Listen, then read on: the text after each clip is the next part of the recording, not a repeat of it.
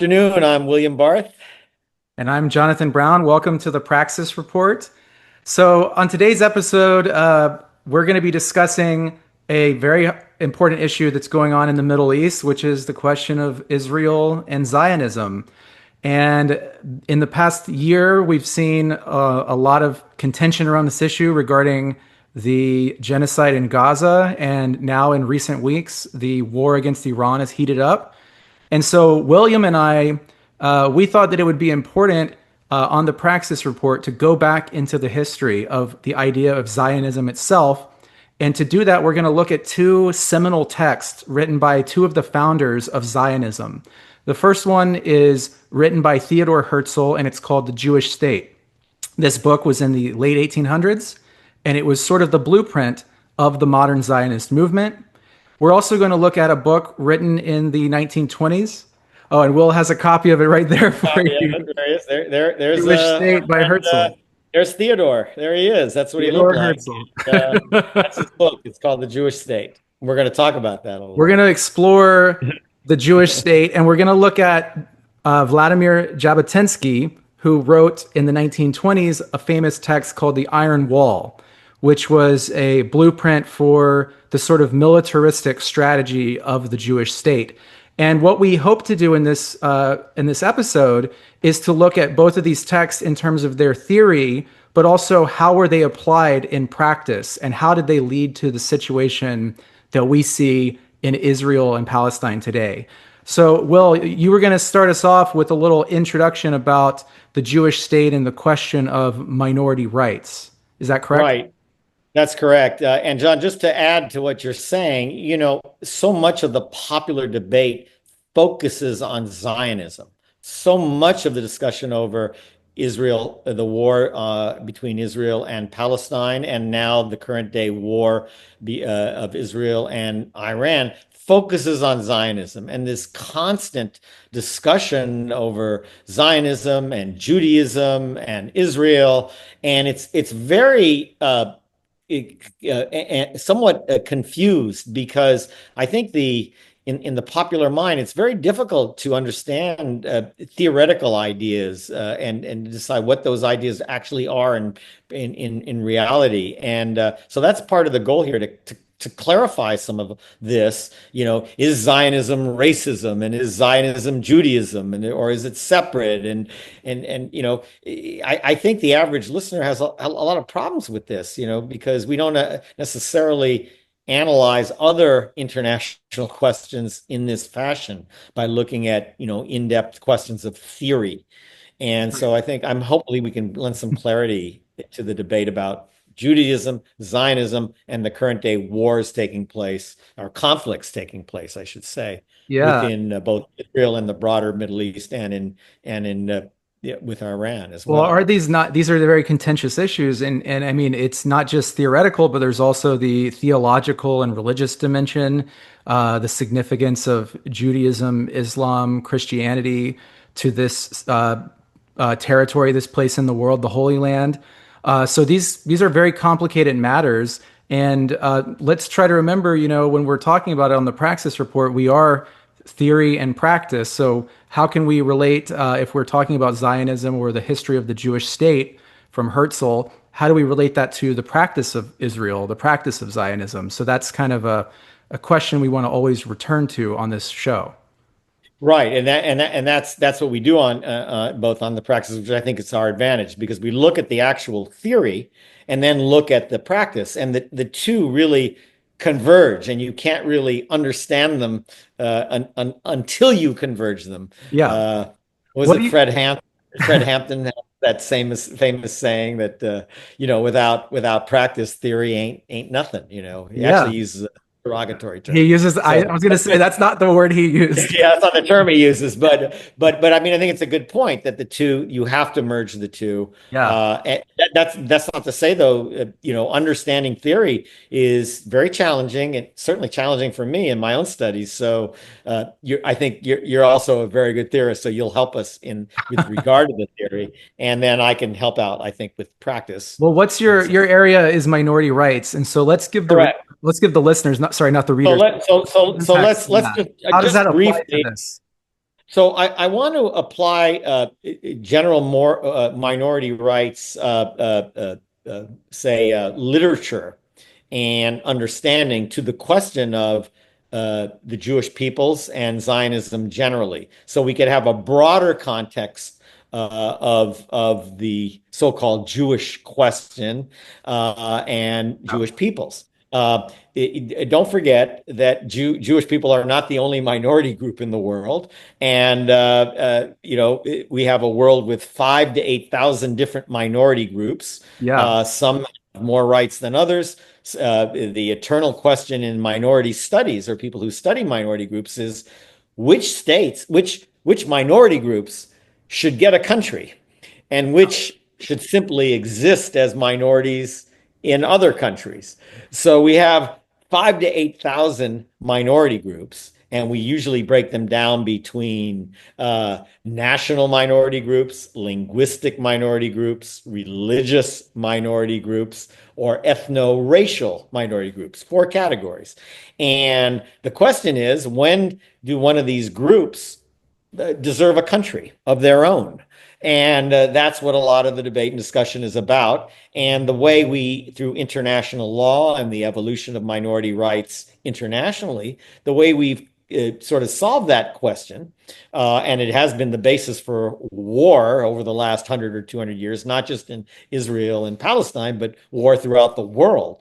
The way we resolved it is the United Nations came to a sort of conclusion that we would make some groups what the UN calls and what international law calls peoples.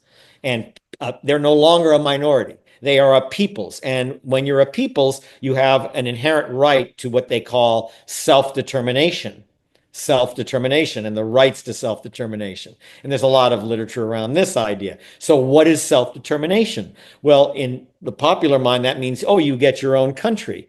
Well, no, not necessarily. Self-determination is simply a legal right, and the group itself, and I don't mean to get too complicated, gets to decide how they want to exercise the right of self-determination. So, for example, you have some groups like the Inuit people in Canada. Those are Eskimos, the popularly called Eskimos back in the past.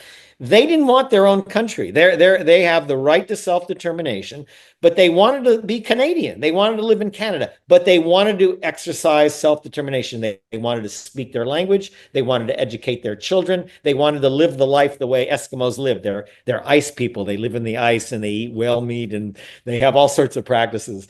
So they actually were given a state within Canada called Nunavik. And in Nunavik, they speak the Inuit language, but they remain Canadian. So they're Nunavik Canadians. Well, much in the same way, that's how we can develop the right to self-determination. The group can decide for itself once they are profiled as a peoples by international law. They can form their own country, or they can remain a state or a semi-autonomous state within the host state where they live. So just to give you so that's one idea that I think we need to understand as we think about Jews and we think about Arabs who today call themselves Palestinians. In other words, both Jews who are just defined by international law as a peoples have the right to self-determination. They can exercise that right by creating their own country, which they decided to do as a group, or they could live within an existing country as in a sort of semi-autonomous way, the way the Inuit live within Canada. So that's one idea I just wanted to briefly touch on. The other idea is we talked about what constitutes a minority. In other words, under international law, a minority is defined as being people who speak a certain language, people who have ethno-racial characteristics, people who have a certain religious practice, Catholics and other religious minorities, or people who are called national minorities. And that's kind of a group like Palestinians who are ethno-racial Arab peoples, but who had a national identity of Palestinian, and they were sort of colonized by first the Ottoman Empire, then the British Empire, and today by current day Israel. So that's another minority classification.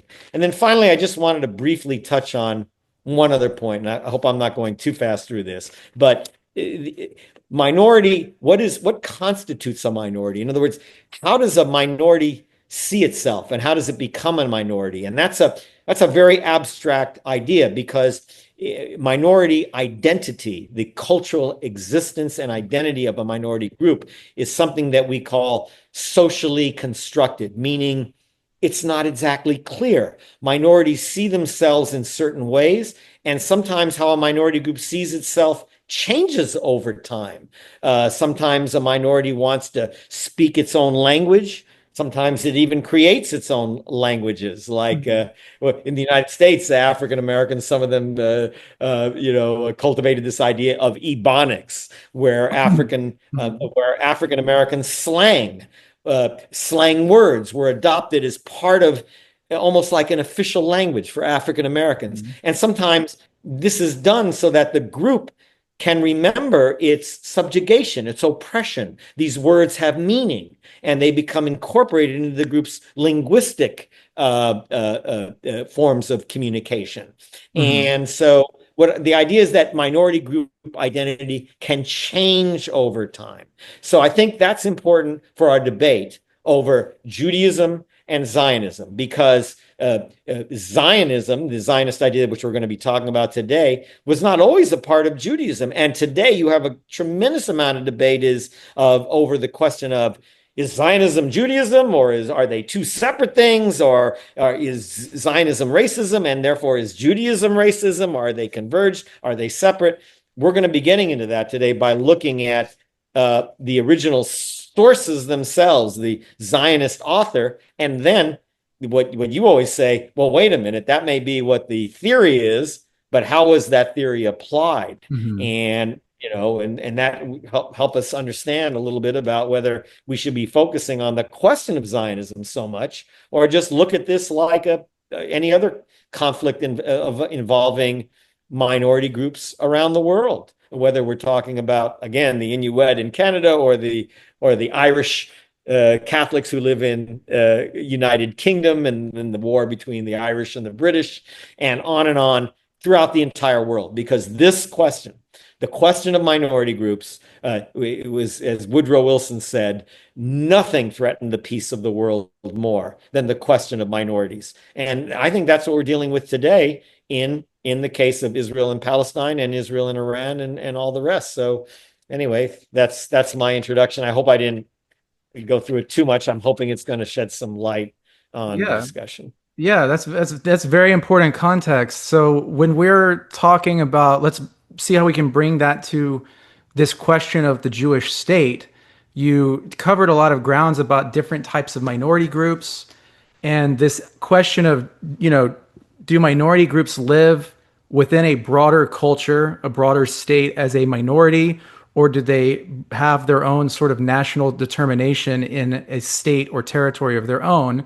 So this question applied to the Jewish people, Judaism or Jewry, was the question of what to do about Jews in the modern era. So like historically speaking, Jews lived in Europe in what were called shtetls, which is a Yiddish term for like a ghetto Jewish community where Jews were isolated from the Gentile Christian population. And they sort of lived in a sort of traditional way of life in pre-modern times with the Torah and rabbinical study and all of that governing their whole lifestyle. But in the era of modern capitalism, post-Enlightenment, post-French Revolution, the sort of walls of the ghetto kind of came down in Western Europe, and Jews began to have this question of how do we integrate into these societies? How do we integrate into Britain and France and Germany? And so one of the solutions to that question was Zionism, that Jews cannot integrate into European society, but they have to be taken out of Europe and put into another state or a territory of their own and given a Jewish state. And only through nationalism, through statehood, could the Jews be a normal people like any other group of people in Europe. And that's where we get into Theodor Herzl. So what were your impressions of Theodor Herzl's book, The Jewish State? Well, John, just to make a further comment in terms of minority groups generally, one of the things that minority rights in the modern world does is it gives any person who happens to be a minority a human right to be a minority, which means to live as a minority. That means to speak their language, to practice their religion, to exercise their ways and mores of life as a minority, and this is important, to say, I don't want to be a minority. I don't want to be an Italian American and eat pasta and, be a Catholic. I just want to be American. I don't think of me as Italian. I don't even like pasta, and I don't want to go to the Catholic Church. I just want to live like every other American. Uh, you have the right to assimilate, to be a part of the majority and not be a minority at all. Yeah, and This is so I important should because, add to this question. yeah, They called this at the time, they called this the Jewish question, which is how can Jews integrate from the ghetto into Gentile society in Europe? And the most common solution that was proposed was assimilation, that Jews, and this was where the religious group called the Reform Jews, Reform Judaism came about, which was the idea that when we go to synagogue, we're Jews there, but in the rest of our life in the outside world, we're normal people. If we're in Britain, we're British and we just happen to go to the synagogue, but we're not like segregated into our own little cloister. And so that was a common solution. The other idea was to retreat back into the ghetto, which is the Orthodox Judaism, where we're going to still live like it's pre-modern times and we're going to recreate the shtetl in modern era. And then there was the Zionist solution, and then the final other solution there was the issue of socialism. And there were several Jewish groups, such as the Bund, as well as traditional socialist parties across Europe, that advocated that Jews should fight for revolution and socialism to answer the question of anti-Semitism. And so these were all in the mix of European culture at the time. Now, people like Theodor Herzl, he was a socialist in a more utopian sense, but he was not a socialist like a Bolshevik. He did not believe that Jews should stay in Europe and fight with their non-Jewish working class brothers and sisters for revolution. He thought that Jews could not stay in Europe, that there would never be a future for Jews, that they had to have their own nation, their own national state or territory.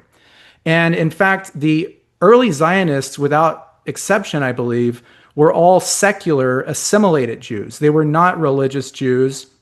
They were not Orthodox. They were not Reform. They were non-religious, secular Jews. And they saw that this national identity, the revival of a state, the revival of a Hebrew as a language, would be the glue that would hold Jewish culture together in replacement of religion or any other thing that would be there.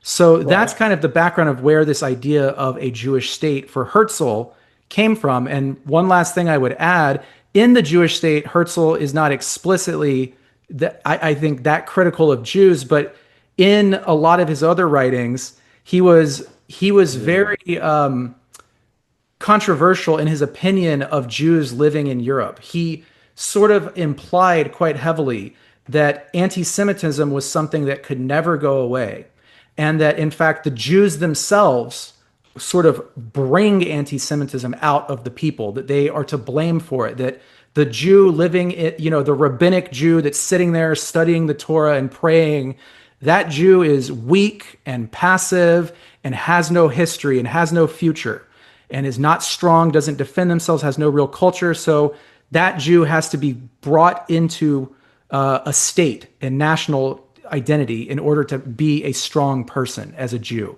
So that sort of anti-Semitic idea had its root in Zionism itself from the beginning, a sort of hatred or fear or dislike of Jews living outside of Israel in Europe. Yes. And again, the problem that Jewry faced is not uncommon, or is not totally unique, in the sense that all minority groups often face these sorts of challenges. Although the Jewish challenge was unique in the sense, I would say, in one aspect, and maybe we can get into the Jewish state right now, because what sort of sets the stage for this Jewish state idea that of Theodor Herzl Mhm. is the history, the Jewish history in Europe of persecution. The Jewish history of persecution, of Jewish life in Europe, the level of persecution that Jews encountered was unprecedented. It spanned thousands of years. And just to give the listener the basic idea of it is, don't forget the Jewish religion, the basis of the persecution more than anything else is the theology of Judaism. Because what is that theology? It's a theology that rejects the Christian God, Jesus Christ. It's a theology that says Jesus Christ is not a God and Jesus Christ is not the Son of God.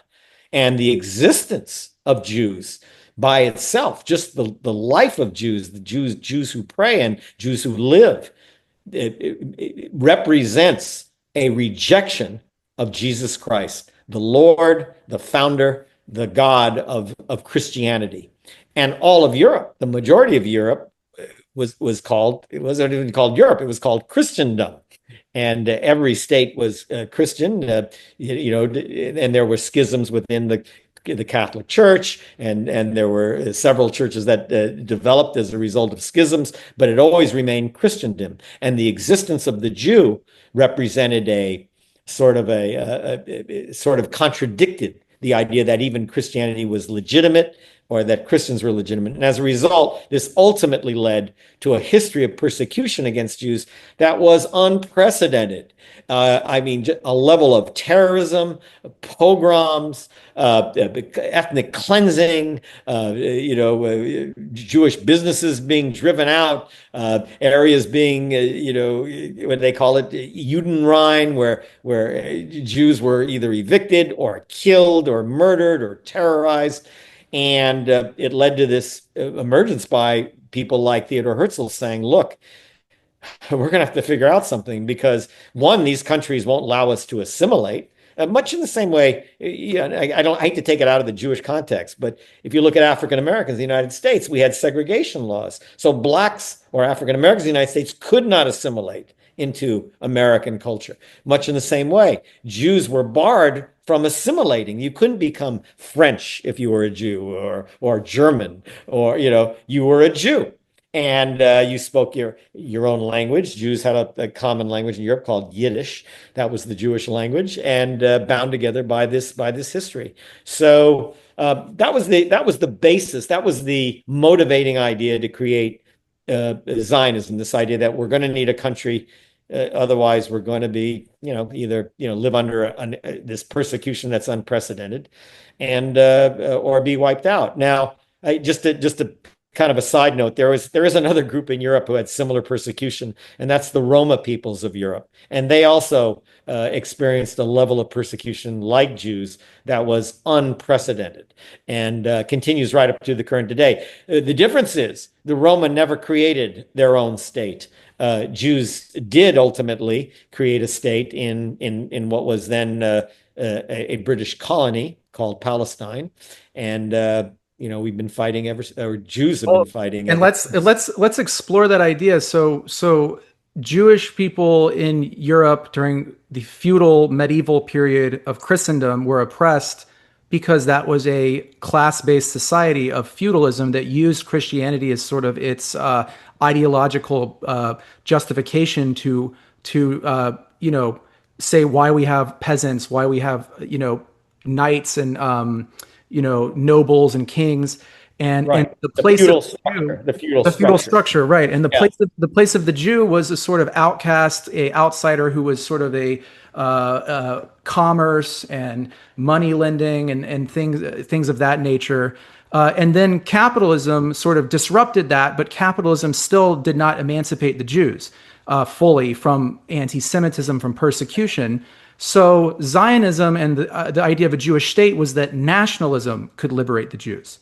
This is a direct a counter to socialism, which socialism said the oppression of Jews is rooted in class-based society, whether it was a feudal society or a capitalist society. As long as there is feudalism, capitalism, and imperialism, Jews and other minority groups will be oppressed.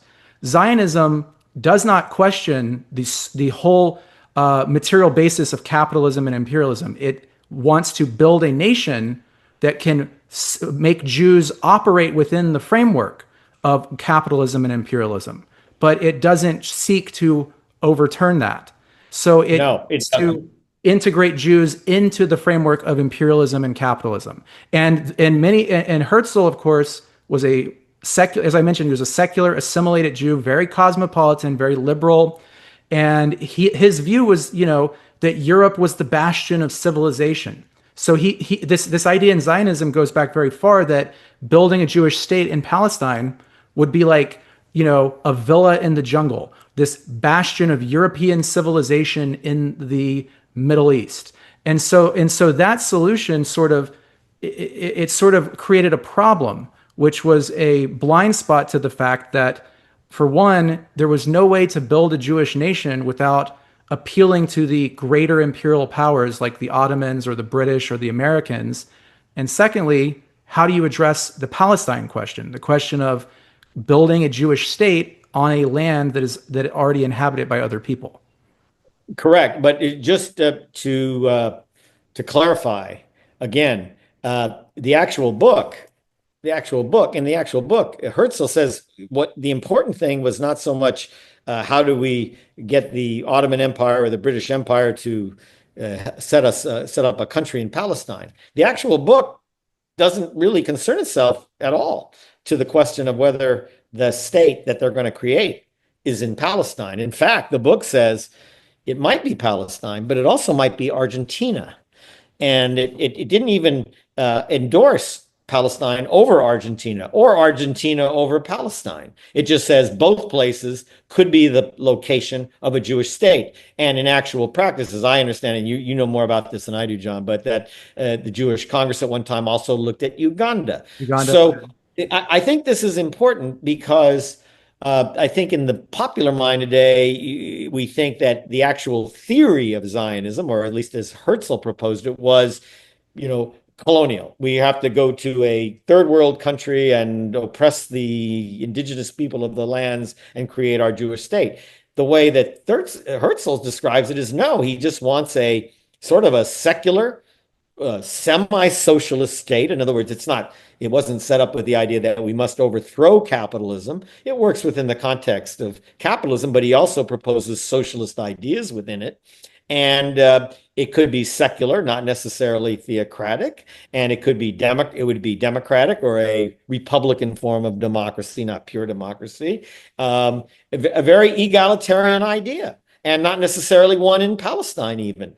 And I think this is what was shocking to me, because I had expected to read Herzl and have him talk about the Arab peoples and people of color and, how we have to make them slaves or steal their lands or anything.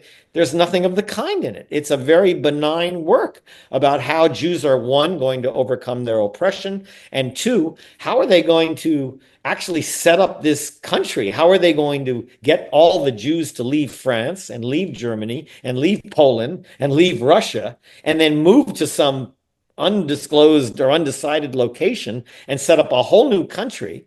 And how are they going to convince the countries they're leaving to let them go and to pay the countries they're leaving for, just leaving them in mass? And then at the same time, how are they going to set up a new economy in this new place they're going to establish in Argentina or in Palestine or Uganda or someplace else? And it's wholly dedicated to that and that alone. In other words, it's not a book dedicated to racism, at least from what I read. I didn't see a racist. In fact, just the opposite. There are quotes in it that are quite endorsing of egalitarianism and equality for all minority groups. He even talks about that all the nationalities have to be treated equally within this new egalitarian, secular, state with some socialist strands or ideas in it.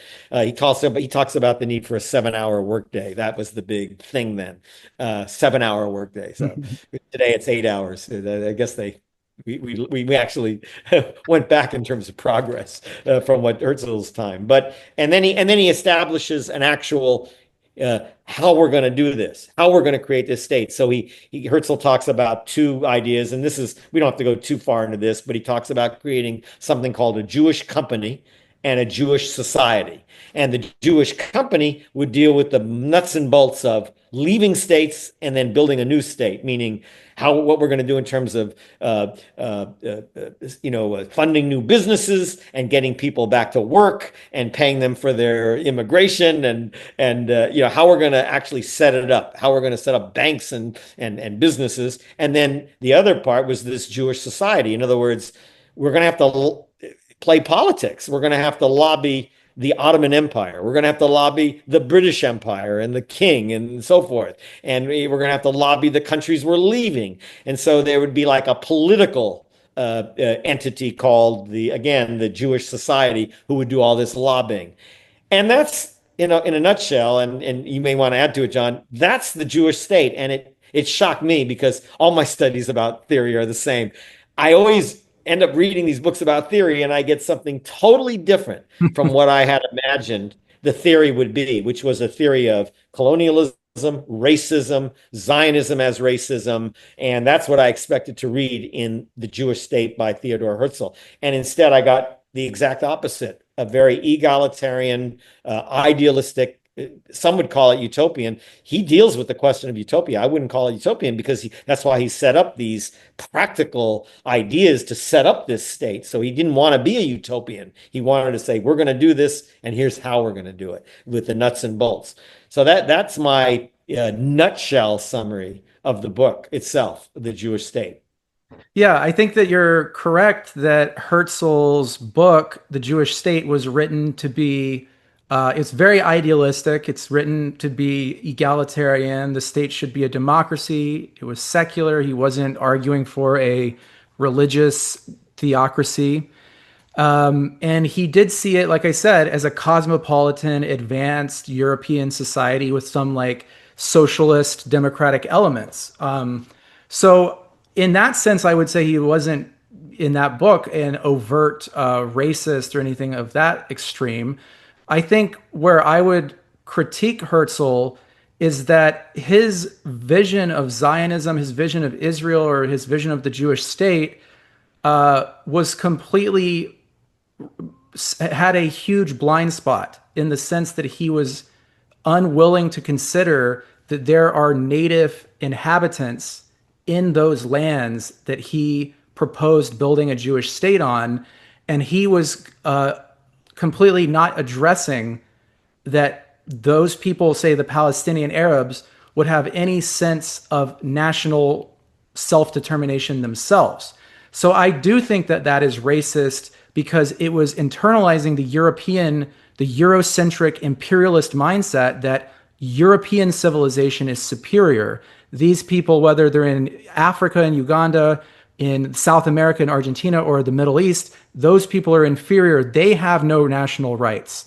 Those people are not people in the sense that the European Jews are people. So he didn't necessarily sit there and write a bunch of screeds and rants about how much he hates Arabs. He just didn't even think that they counted at all. It didn't even enter his mind. And furthermore, I think that the fact that his goal was to lobby the different empires, the Ottoman Empire, the British, these different wealthy businesses and bankers, I think that that is a second very serious flaw in Zionism. Because in my opinion, if the Jewish state can only survive by constantly having to appeal to the support from foreign empires, then that is not a solution to anti-Semitism or the Jewish question or to anything. That just means that the Jewish state will be a client state or a vassal state of whatever empire it serves, and then is why it led to the situation we see today, which is this parasitic relationship where Israel depends on the United States and Western Europe for its weapons and its support and its economy, while bombing and attacking every neighboring country around it. So I think that Herzl's blind spots were in those two areas, with the lobbying and his not recognizing the native population's existence. Yeah, absolutely brilliant, John, and that helps us clarify the current day problems we're seeing with, is the United States going to get involved? Is Western Europe going to get involved in this current day conflict? And no, I think that's really well said. The only comment I would make is, we have to be a bit careful because, we're critiquing this 1912, this early 20th century writer writing at the turn of the 20th century, and even in the 19, comes from It was the 19th 19th century, century into the yes. 20th century, Yeah. by 21st century standards, in which, in which now, we have modernity.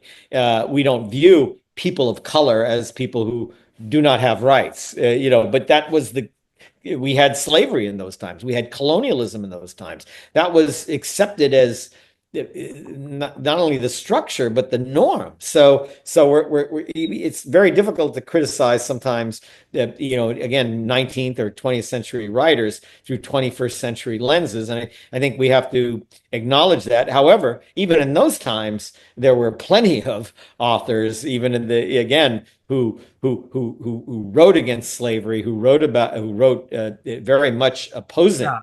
people of color, how African Americans or Africans were treated, and how third world peoples generally were treated, and Well, also let's also look at criticized colonialism.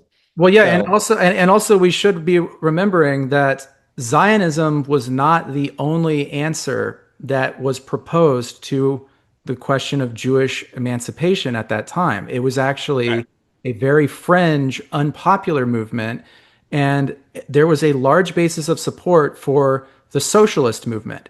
And the correct, socialist movement would have addressed the national question and the question of Jewish liberation in a way that did not involve displacing native populations in the Middle East. In fact, the Soviet Union, a lot of people don't know this, but there was a attempt by the Soviet Union to create something called the Jewish Autonomous Oblast, that's and this right, this was in the 1920s and 30s. They built a separate territory, like a homeland for Jews in the Soviet Union, and the official language recognized was Yiddish, which was the correct. language that was actually spoken by the majority of Jews in Europe at the time. And so there was Yiddish culture and Yiddish institutions that were freely available to Jews of the Soviet Union. And so this was a bit of a different alternative to the national question that didn't require what we see with Zionism, which was moving to the Middle East, becoming this militaristic, imperialist state, but was kind of trying to address that question in a socialist manner. Or you might even say, in a manner more consistent with minority groups who seek national self-determination generally. In other words, it was organic. It was based on where the people actually resided and the host states in which they resided within. So it was a more of an organic development of self-determination. I mean, just for the listener, Yiddish and Yiddish culture was Jewish culture, in fact. And when you look at the contributions of Jews, much of it is the contributions of Yiddish culture. They always say the three greatest thinker of the 20th century was Albert Einstein, Sigmund Freud, the father of psychoanalysis, and Karl Marx, the father of socialism or communism. These were all Jews from that culture, that cultural group, and Jews commonly all spoke this language, Yiddish. This is it kind of it's a parochial story, but my parents spoke Yiddish. They didn't speak it to their American children like myself because they didn't want their American children to understand what they were saying, so they spoke in their native Yiddish language. This was common, not just with me, other friends too. Very few Jews of my generation spoke Yiddish. I may have learned a word or two, but Yeah. it was not passed down. Jews lived by the assimilationist idea because we were barred from assimilation in Europe. So we Yeah. wanted to assimilate. What was the common phrase amongst Jews was think Yiddish, but speak British.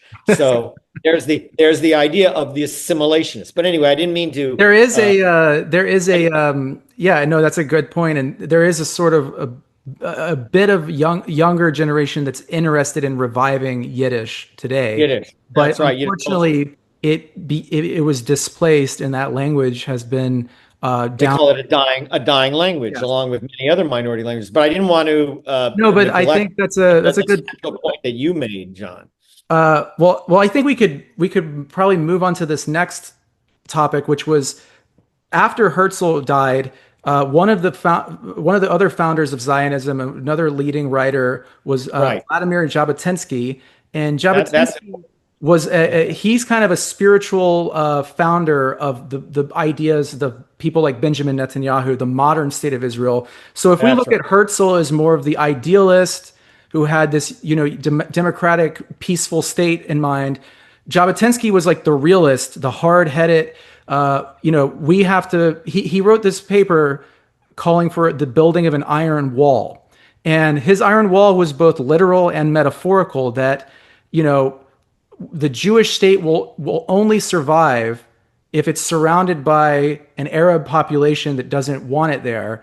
So it has to build an iron wall. In other words, a giant military apparatus to live sort of by the sword to keep out the Palestinian Arabs and the other Arab countries around them. And this sort of ideology was much more in line with what Israel actually became, whereas Herzl's was a much more idealistic version of that. Right. And by the way, just to the book title by Jabotinsky is "The Iron Wall: We and the Arabs, 1923." Yeah. So in Jabotinsky's work, what really strikes one is that he very much is colonialist, meaning racist. In other words, he realizes that when the Jewish state is set up, there will be native indigenous peoples living there. And those peoples are going to have to be subjugated.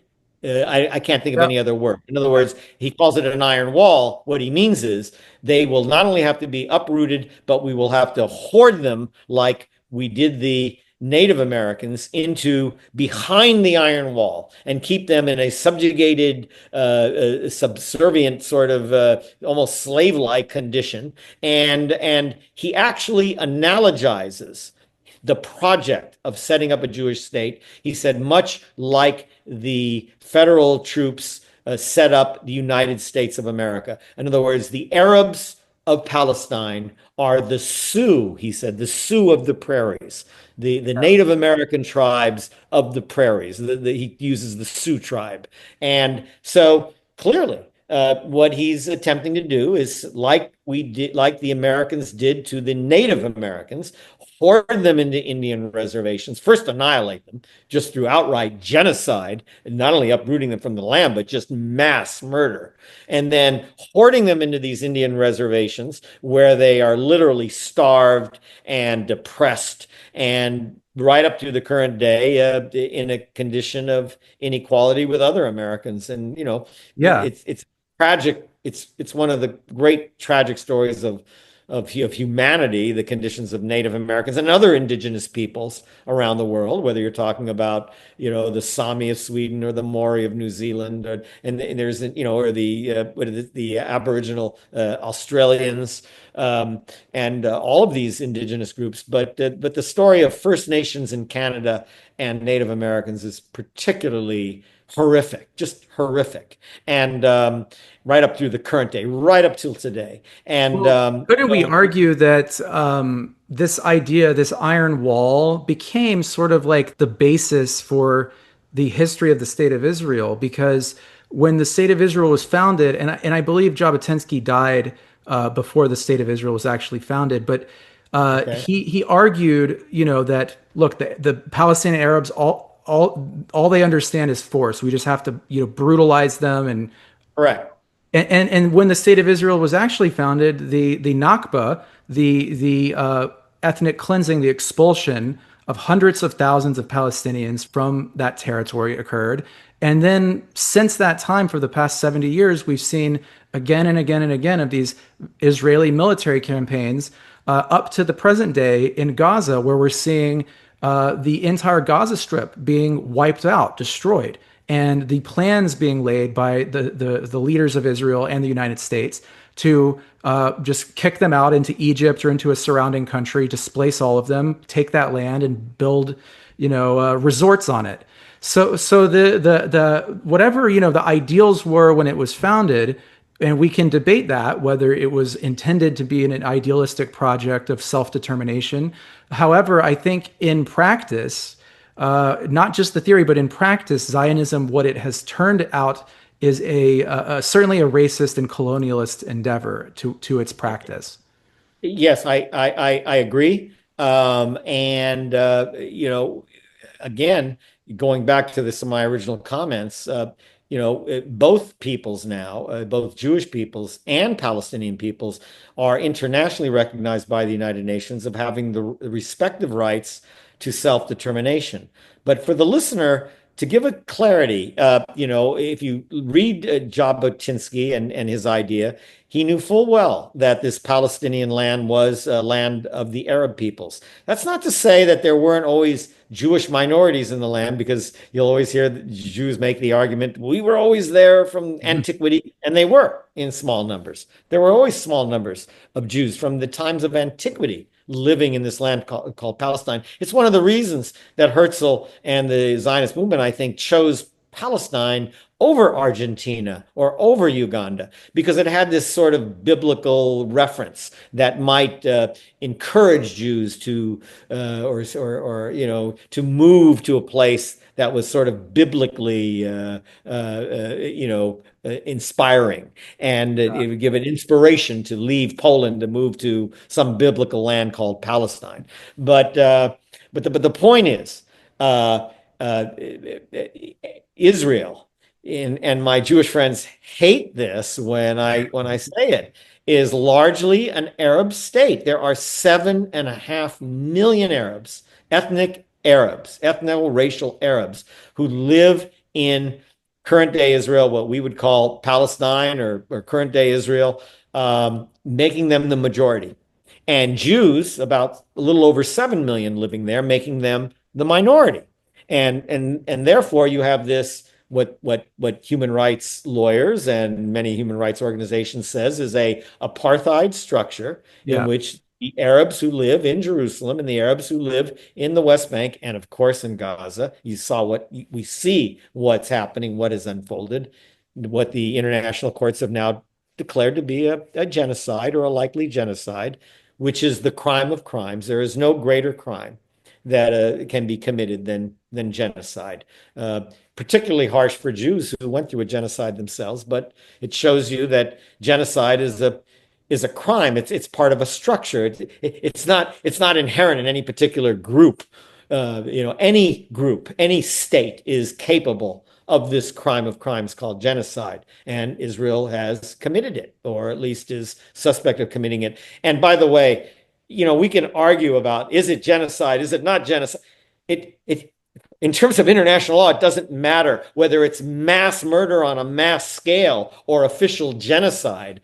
They're both crimes against humanity and crimes of war, for which the current leader, the prime minister of Israel, has now been indicted, and there is an arrest warrant for Benjamin Netanyahu. I might add, there's also arrest warrants for leaders of Hamas. I just throw that in there because if you recognize international law is just law. If you're committing crimes, you'll be arrested and prosecuted. But there is an arrest warrant against Netanyahu. But in any event, that's the reality of Israel in the current day. It is a largely ethno-racial Arab state, and I think the solution to this question, there's only one solution, and that's to allow these respective groups to coexist within a common framework. We can have a binational situation emerge. In human rights allows for this. Jews can have their language and customs and religion. Arabs can have their language and their customs and their religions, and they can coexist within a common framework. Call it a binational state, call it a commonwealth of Israel and Palestine, or just call it a democratic Palestine if you want. Or there's a number of forms that we can use to give these groups recognize their respective self-determination. That's one way of solving the problem. There is another way: just annihilate one of the groups. And unfortunately, that is the tack that the current day regime in Israel has taken: annihilation, genocide, and what they call population transfer, where you take the entire population and transfer it into another state. And that is a war crime. It's a crime against, it's more than a war crime. It's a crime against humanity.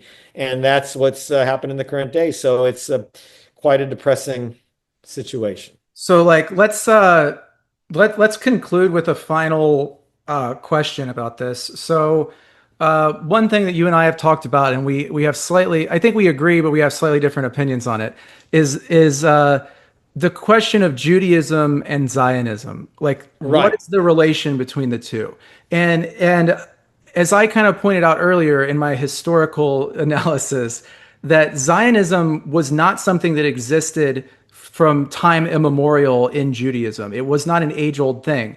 It is a specific product of the Jewish question in capitalist modern times in the age of European nationalism. And the original Zionists were not religious Jews. They did not follow the Torah, the Talmud. They were secular European nationalists.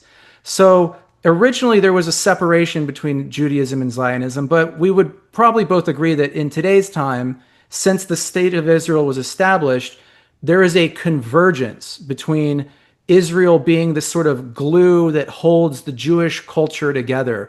Even if you don't believe in God and you're not religious, you still feel, oh, I have to defend Israel because it's the Jews, it's a Jewish state. So that sort of conflation or convergence between the Jewish identity and the Zionist state of Israel. How do we see that? Is it possible to pull those things apart? Because I agree that in practice they have converged. And just in my experience, if I want to live a Jewish life and go to Shabbat services at the local Reform temple, I have to sit there and watch the rabbi give a sermon about Israel, and there's an Israeli flag up there on the stage. So That's right. there is a convergence, except for in some small fringe Orthodox groups or groups who are opposed to Israel. But in practice, the majority has been, converged into Zionism. So do you think it's possible to change that, or what do you think can be done about Well, that? all I can do is reference my own studies of minority rights, which is that yes, minority identities changes over time. It's constantly changing. Sometimes a minority is defined by the majority that oppresses it. Like I said, back in the day, and the formation of the state of Israel, the indigenous inhabitants of Israel were simply referred to as Arabs. In the words of Golda Meir, one of the prime ministers of Israel, she would say, "Who are the Palestinians? What are the Palestinians? There are no Palestinians." Yeah. So the idea of a Palestinian national identity is something that emerged over time in response to the establishment of Israel by these Zionists who promoted the idea that Jews needed a homeland and they would move to Palestine and Yeah. colonize it, and treat these indigenous Arabs, push them into reservations, ethnically cleanse them, and Yeah. or kill them and put them behind a quote unquote iron wall. Right. So the idea, but the point I'm trying to make is the idea of identity changes over time from indigenous Arabs who lived within a colony called the British Mandatory of Palestine, and before that, part of the Ottoman Empire, into a Palestinian national idea. Uh, African Americans in the United States back in the 1940s and the 50s, well, African Americans often referred to as simply quote unquote, and it's quite a racist term. I don't like to use it, but colored people. That was one idea, and then that was such a sort of an inherently racist reference that it changed to the Negro people. In other words, a people defined not by national origin, not by history, not by culture, simply by skin color. Simply by skin color. So the Negro peoples. And then with the emergence of the civil rights movement and the Black Power movement and people like Malcolm X, he coined the term African American, giving Black people in the United States a national, cultural, and historic profiling. as opposed to just a racial profiling. So minority identity changes over time. So the point I'm trying to make is Yeah. yes, can Zionism and Judaism be separated now? Well, of course, the idea of the cultural identity is in flux and is socially constructed. So can it change? Of course it can change. It's just that my own conclusion, and I'm sorry to say it, is that the two have converged, and Zionism is and Judaism have converged. So for me, my struggle is, how can I not reject Judaism? And that's my own personal struggle. How can I not reject it, knowing that in the cultural existence and identity of the Jewish peoples is Zionist in nature? So how can I continue to practice Judaism, say I'm a Jew, but I reject Zionism, but I'm really a Jew, and that the two aren't the same? I encourage people like yourself who do that, but I kind of, I know the conclusion of my own studies on minority rights. That is the Jewish identity today. And so I struggle with the ideas, do I reject Judaism in whole because of the convergence of Zionism and Judaism? And when I see what has taken place in Gaza, and it is a crime against humanity, it is the crime of crimes, and I've dedicated my work and much of my own life to understanding what happened to the Jewish peoples as a victim of Nazism, of white power supremacy. How could I not reject all of it? All of it. Judaism, Zionism, all of it.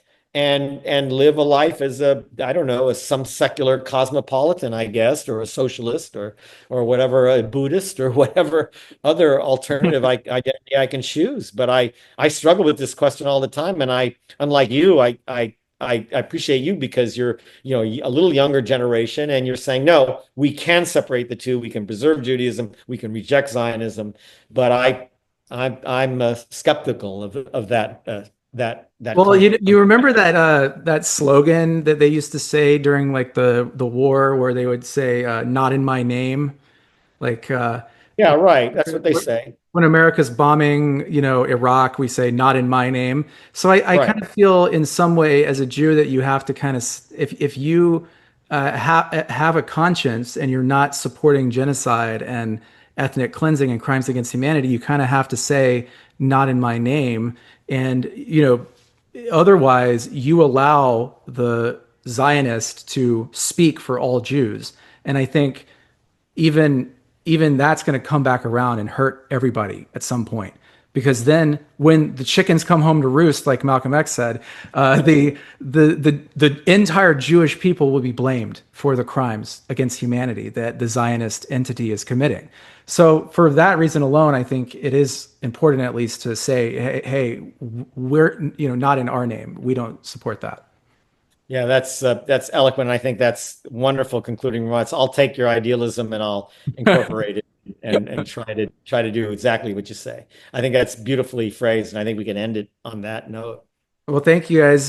Thanks for the discussion. Will, brilliant analysis, minority rights, the Jewish You state. too. You too, John. Appreciate you guys tuning in. We are the Praxis Report. We're the podcast of theory meeting practice. And today we hope that you enjoyed our discussion. Please leave us a comment, like us, subscribe to our channel. Until next time. Thank you all. Peace.